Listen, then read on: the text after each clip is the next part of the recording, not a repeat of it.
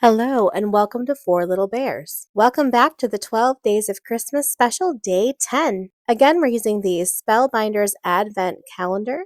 There may be spoilers in here, but by now you may have already opened them up if you're like me. We're going to make these cute little boxes. So in day 10, I opened this up, and here's where we actually get the cute little frames that we used in day number 2. And guess what? I lost all my footage.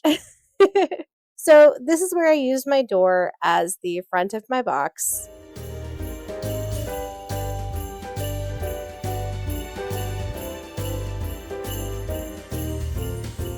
But not to worry, I did make a free PDF, which I will link below, that you can follow along to make it again, and I will make it again using this pretty Echo Park paper pad. It might be Cardabella. It's either Echo Park or Cardabella.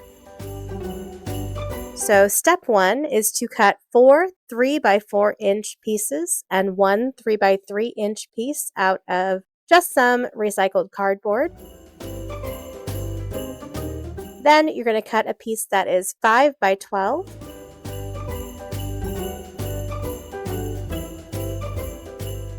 And a piece that's 5x2. We need to do some paper piecing here just to make sure it ends up being long enough.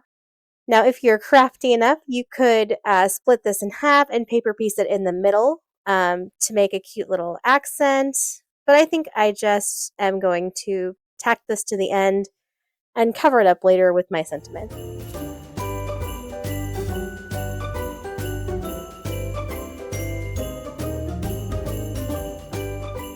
All right, so to assemble the box sides, we just need to place these cardboard pieces or the recycled chipboard pieces onto the front piece as shown. I'm going to leave a 1/2-inch border approximately all the way around the outer edges, and in between, approximately somewhere between a 1/16 and an 1/8. If you have thicker paper, you may need to leave a larger gap. Thinner paper may not need quite as big a gap. 16th should be fine. You just need something to allow it to bend.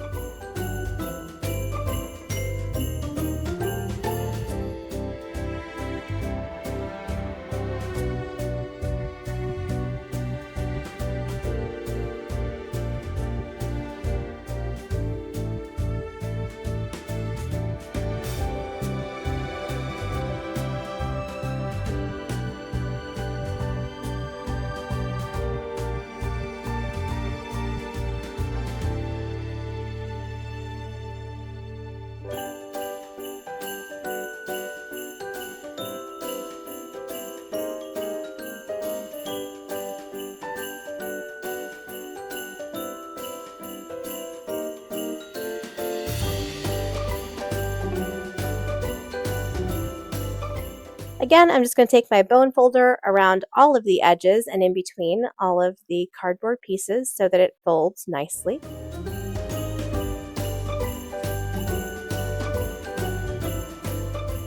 And then I'll just snip off the corners again so that it folds around nicely.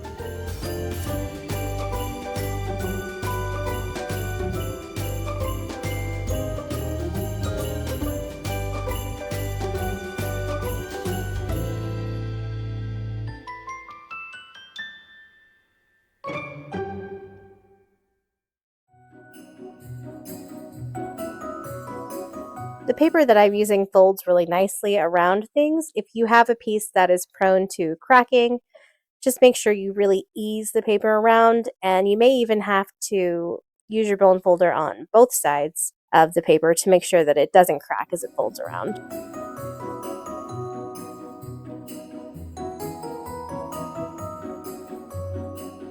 And then just glue all of those edges around, the same way you would if you were covering an album or something like that.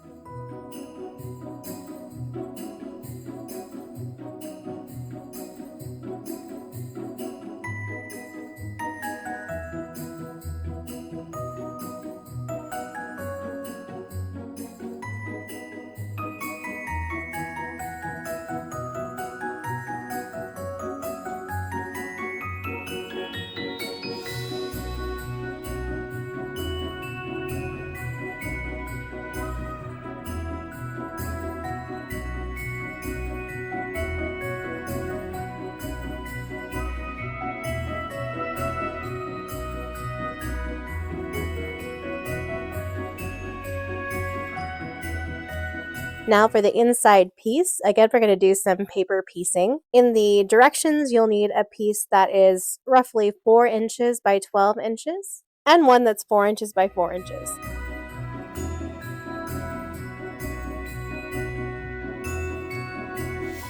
Because I'm just trying to use up my scrap, I'm going to end up with 2 pieces that are actually 4 inches by 2 inches. I just need a little flap. So I need to cover up all of the inside and then still have enough of a flap at the edge that I can attach the corners.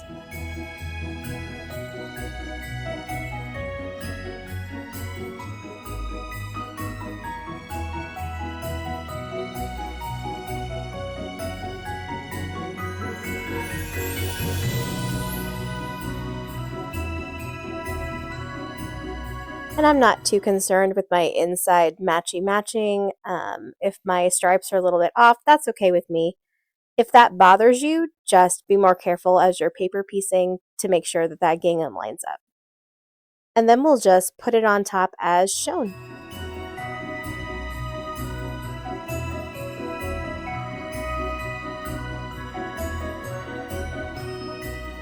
I'll start by gluing down the 12-inch piece over to the left-hand side.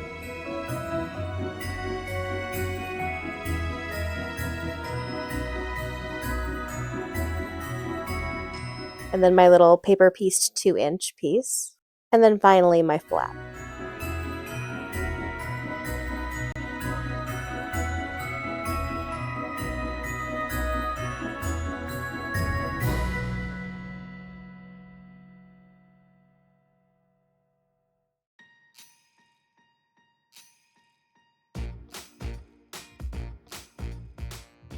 And then for that flap, I just need to cut those corners so that they fold in nicely and use a bone folder to get that fold going.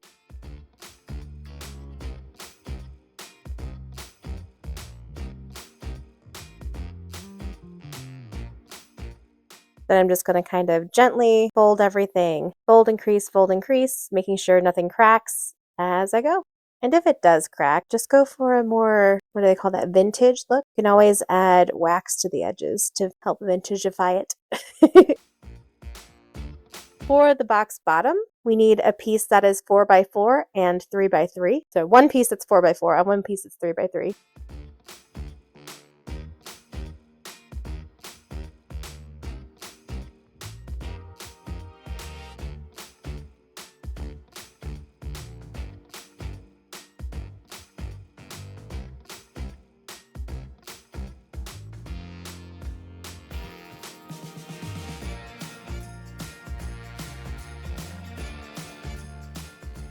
And I think I'll use this lighter pattern here for the bottom, but I kind of want the punch of black in the inside. So now we just sandwich those together, just like a PB&J. And I apologize, I'm a little bit out of frame here. So sandwich the outside bottom, chipboard, and inside bottom piece. Again, go around the edges with a bone folder and snip the corners so that they fold nicely. And now these edges we're not going to fold around the bottom because we're actually going to glue them into the sides, and it's what's going to hold the box together.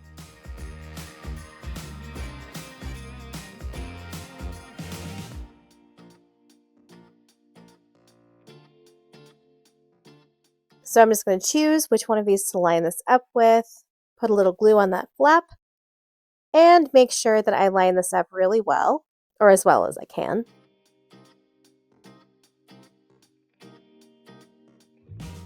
I will tell you this was really hard on camera, so there's some awkward angles here. Sorry about that.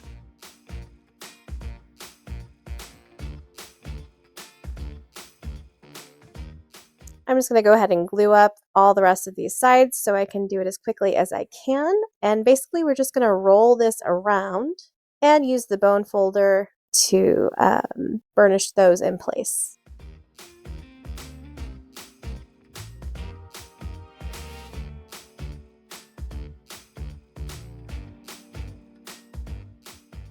Again, I apologize. I get out of screen here a couple times. It's real awkward trying to be able to see what I'm doing here. But yeah, you're just going to go ahead and continue burnishing those edges all the way around until you get to this very end with the flap. Then you're going to just add glue to the flap, sandwich that inside, or just push that inside. On this one, I like to line up the tops actually before I burnish the bottom end.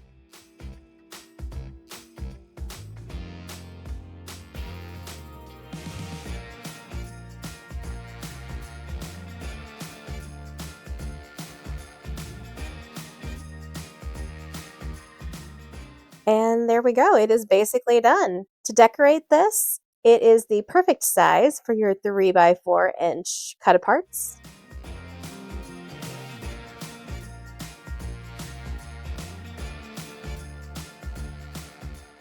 And I'm just going to put that on the side that got paper pieced together because it covers it up quite nicely. And I'm just going to kind of round these edges. If you want perfection, just go ahead and use a corner rounder, but I don't need perfection for this. It's going on my own desk.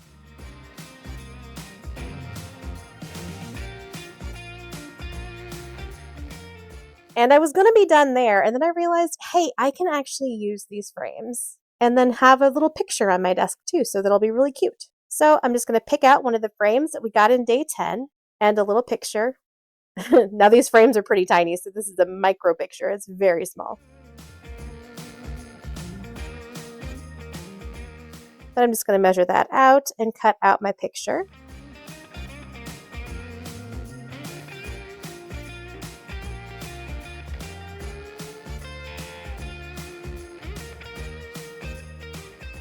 And then because I want my picture to be able to be changeable, I'm only going to put glue on the bottom and the two sides. I'm going to leave the top open.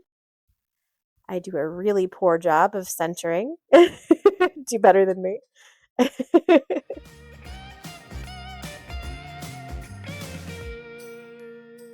And then I'm going to just slide my photo down there.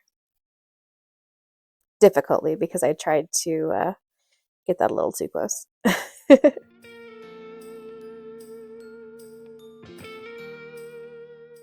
yeah, now I have a cute little picture on my desk, and that is it. I hope you all enjoyed this tutorial. I am so sorry that I lost the original footage. But hey, this way I get to show you how to actually use the PDF properly. I hope you guys enjoyed this series. It's almost over. There's only a couple days left. It's already day 10. There's literally only 2 days left. I can't believe it's already almost over. There's some great things still coming up. If you haven't seen the rest of the series, please start back at day 1. And I really hope to see you guys for the rest of this series. Thanks for watching. Please leave a like, subscribe, and share. Every little bit counts. Y'all have a great week. Stay safe and stay blessed.